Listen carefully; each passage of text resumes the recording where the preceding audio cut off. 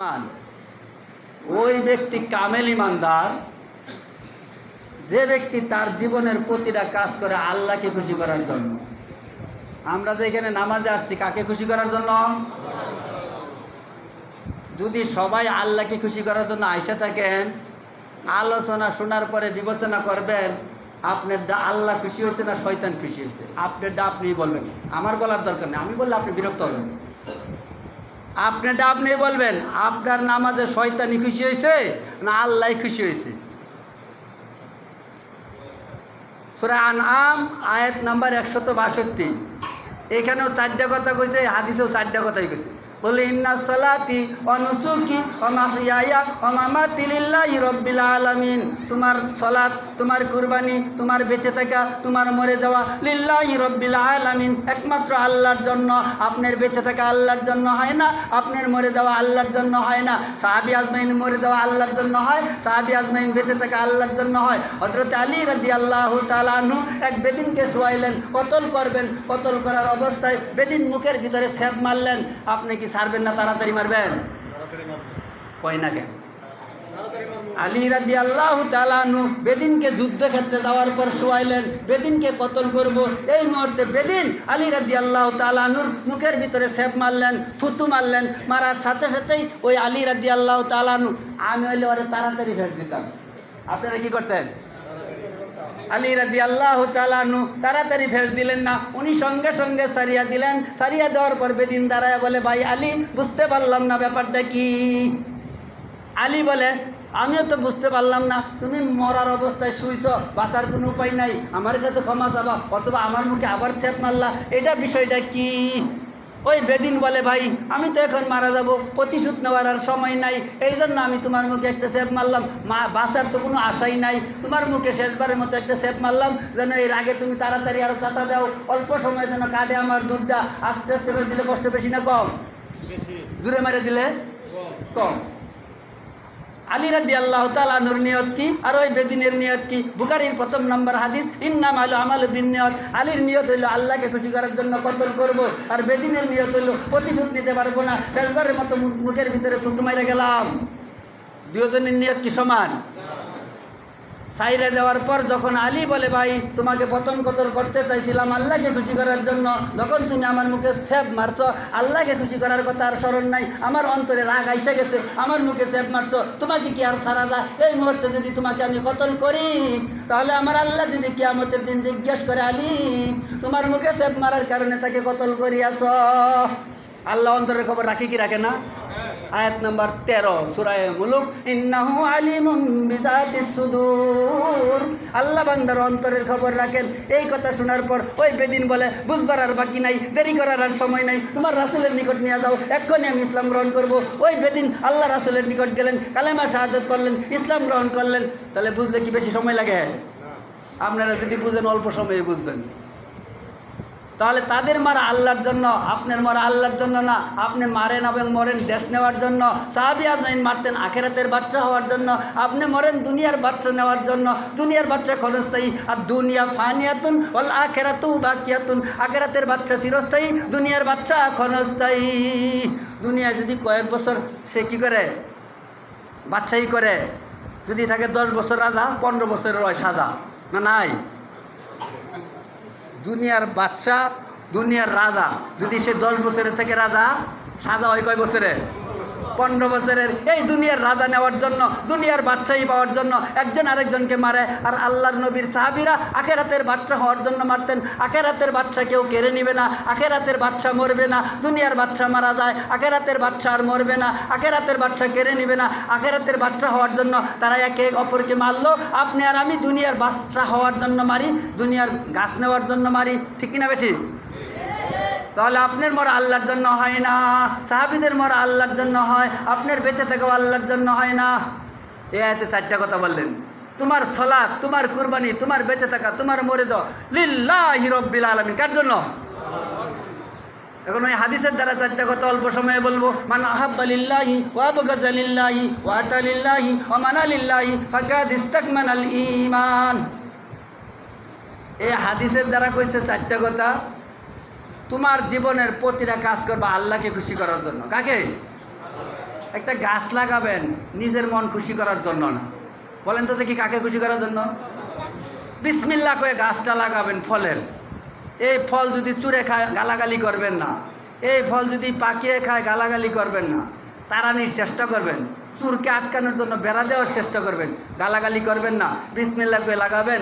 এই ফল যদি মানুষে খায়, গাছে পশু পাখিয়ে খায়, চুরে খায়, বলবেন আলহামদুলিল্লাহ, আল্লাহ তুমি আমার দিয়েছো, তারা খায় খাক। এই গাছ লাগানোটা কার জন্য হয়েছে? আর আপনি এমন গাছ লাগাইলেন যে এটা চিরা আমার ছেলে খাট পালন করব, এটা করব, সেটা করব, এটা আপনার জন্য হয়েছে। ঘরের জানালা কাটছেন, ঘরের জানালা কাটে কি কাটে না? কাটার সময় নিয়ত করছেন বাহিরের আলু বাতাস খাওয়ার জন্য কাটলাম, নিয়ত হয়েছে না? হয়েছে না? এটা কি পাপ হইল?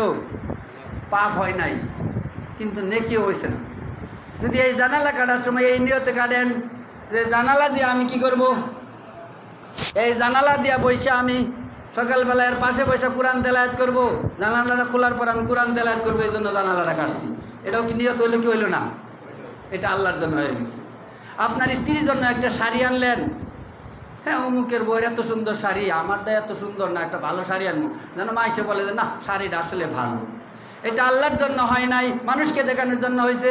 যদি শাড়িটা এই নিয়তে করে কিনেন যে আমার স্ত্রীর জন্য শাড়ি কিনলাম, আমার স্ত্রী শাড়ি পরিধান করে 5 ওয়াক্ত নামাজ আদায় করব, তাহলে এই শাড়ি কেনার টাকা সাধ্য করার সব হয়ে যাবে। বলি সুবহানাল্লাহ।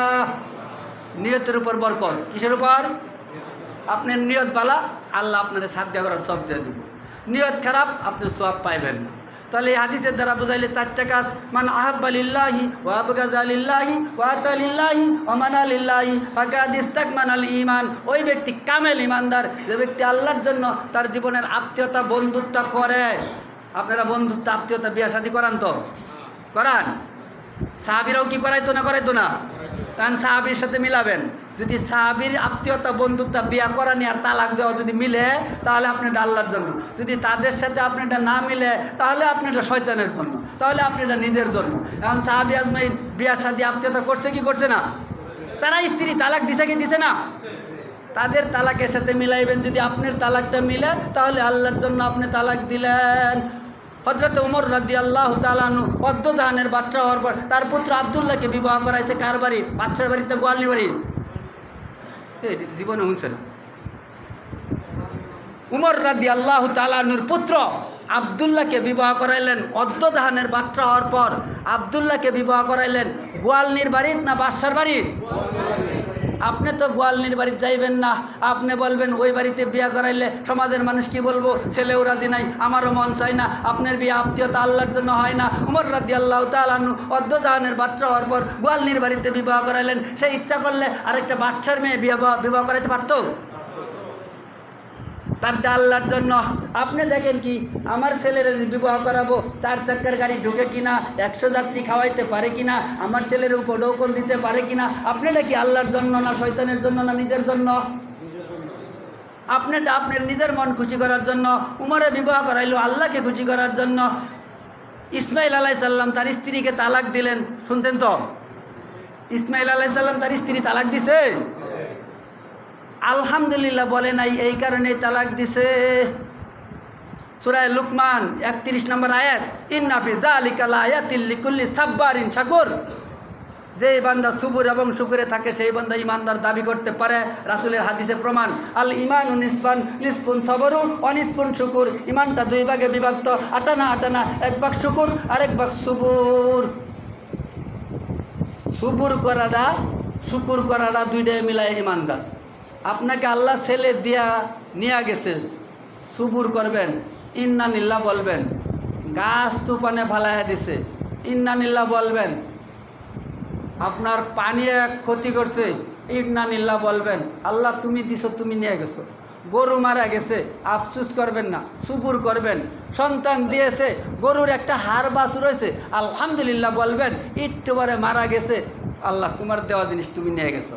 রাগারাগি করলে লাভ, নামাজ পড়ে লাভ কি, রোজা করে লাভ কি, আমারই গরু মরে, আমারই একটা ছেলে অসুখে সারে না, আমারও অসুখে সারে না, নামাজ পড়ে লাভ কি? আপনার সুবুরও নাই, আপনার শুকুরও নাই। ইন্না ফি যালিকা লায়াতিল লিকুল্লি সাব্বারিন শাকুর।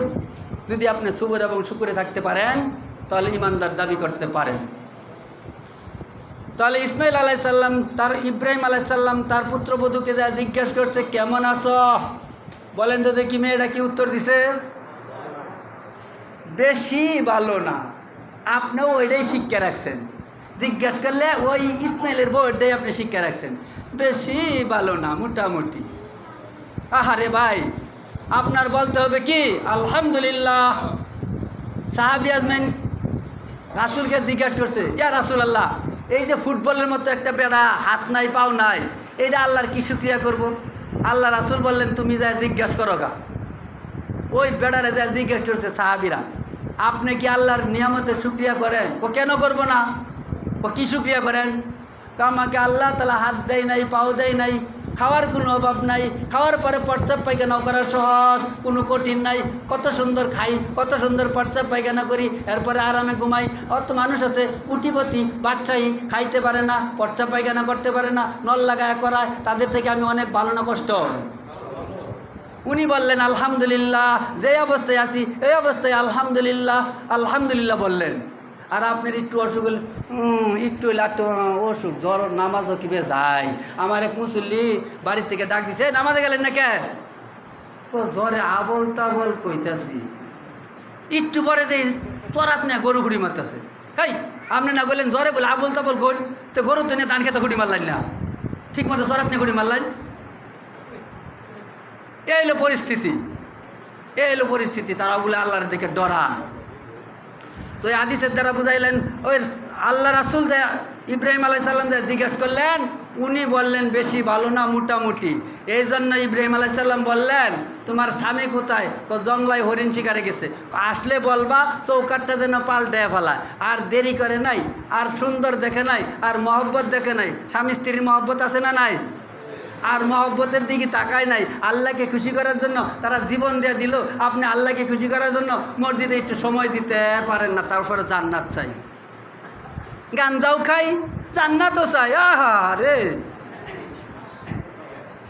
ওই বেটা আল্লাহকে খুশি করার জন্য জীবন দিয়া দিল, আল্লাহকে খুশি করার জন্য জান দিল, মাল দিল। সূরা তাওবার 111 নম্বর আয়াত, ইন্নাল্লাহা আশতারা মিনাল মুমিনিনা আনফুসাহুম ওয়া আমওয়ালাহুম বিআন্না লাহুমুল জান্নাহ। মুমিন বান্দার কাছে জান্নাত বিক্রি করছি দুইটা জিনিসের বিনিময়, জান আর মালের বিনিময়। সাহাবী আজমাইন জান দিছে কি দিছে না? মাল দিছে কি দিছে না? তারা জানও দিলেন, মালও দিলেন। আপনি মসজিদে একটু সময় দিতে পারেন না, সময় দেওয়া বেশি কষ্ট না জান আর মাল দেওয়া বেশি কষ্ট? আপনি শুক্রবারের দিন আগে আসতে পারেন না। ফাইজা খারাজ আলী ইমাম হাদারাতিল মালাইকাতু ইস্তামিউনা যিক। ইমাম মেম্বরে দাঁড়ানির পর যত মুসল্লি ঢুকছে, যদি বাচ্চাও ঢুকে, তারেক রহমানও যদি ঢুকে, ওই ফেরেশতা আর তার নাম কি করে না, কয় না, শরম পান।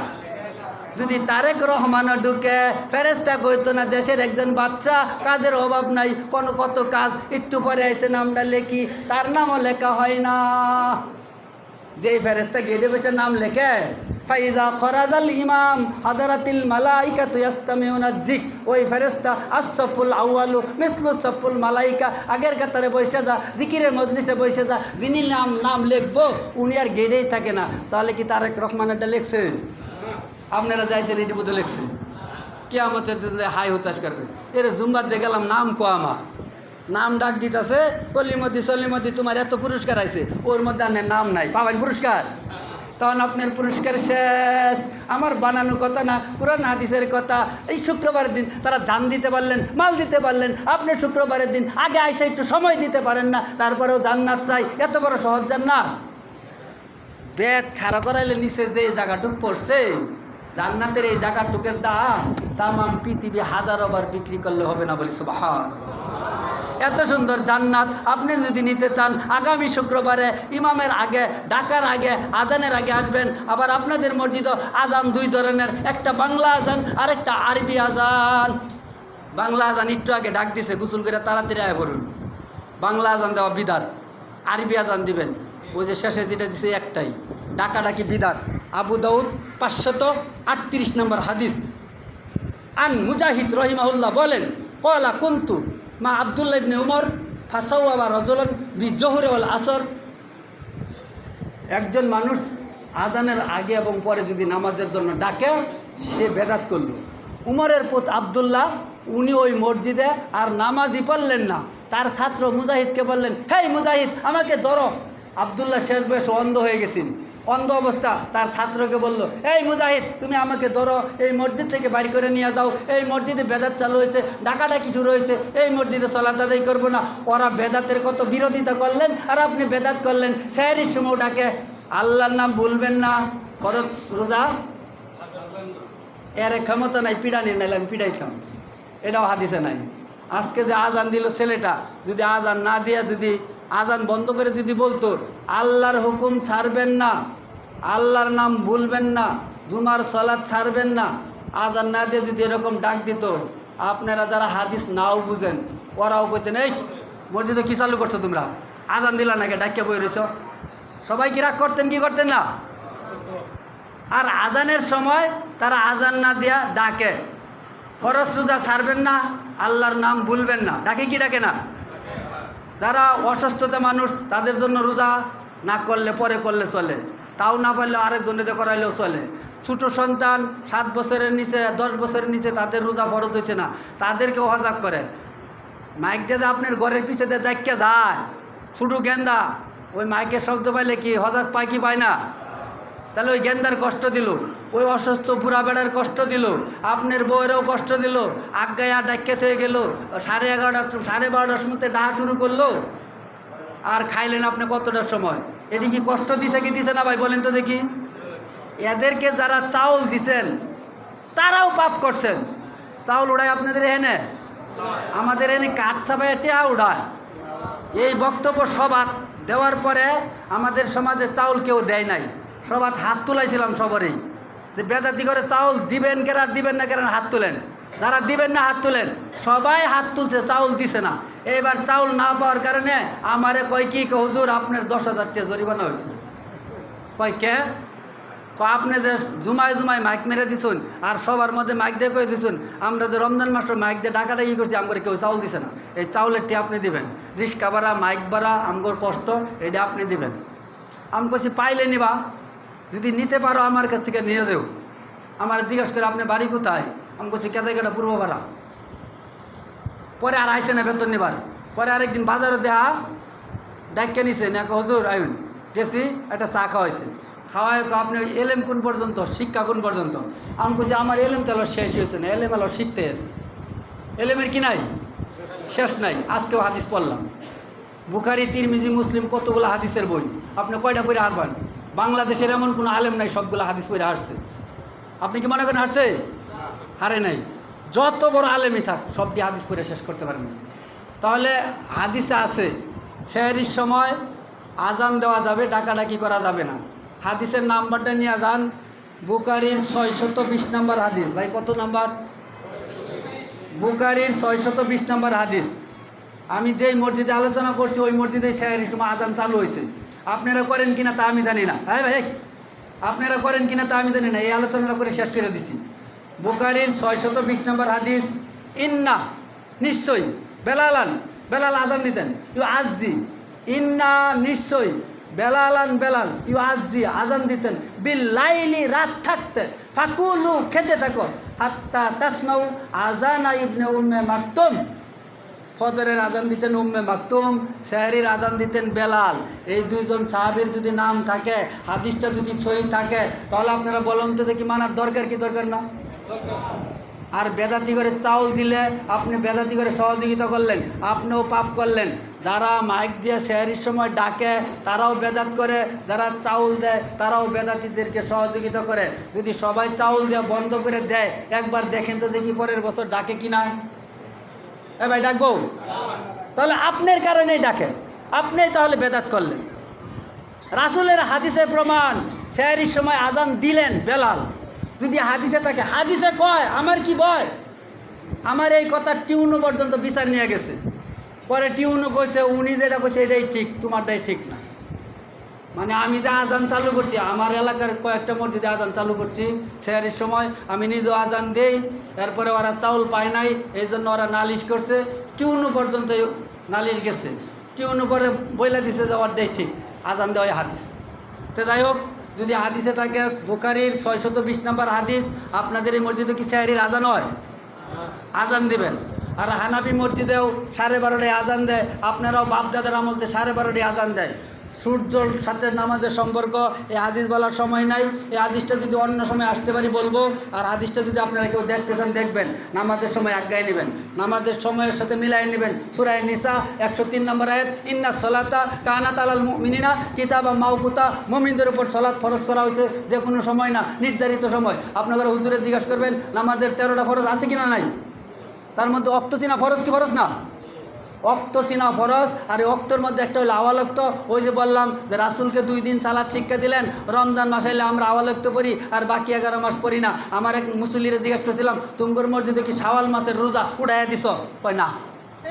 তো শাওয়ালের রোজা উড়াইয়া দিছ না, রমজান মাসও সেহরির শেষ সময় আজান দিলা, আর শাওয়ালের রোজা তোমরা এত লম্বা টাইম দিলা। এখন যদি ওই অভ্যাস থাকে তাদের, তাহলে এখন যে তোমরা সূর্য ওঠার আগে আগে আজান দিতেছ, এখন তো তাহলে তাদের রোজা সুযোগ নাই। তাহলে আমরা যেই কথাগুলো শুনলাম, শেষবারের মতো একটা হাদিসের কথা দ্বিতীয় খুতবায় নিয়ে দেবো ইনশাল্লাহ। সময় হবে না নষ্ট, পড়তে হবে না কষ্ট। আল্লাহ তাআলা আমাদের সকলকে ওই হাদিসটার উপর আমল করার, নেওয়ার তৌফিক দান করুক। সকলে বলে আমিন।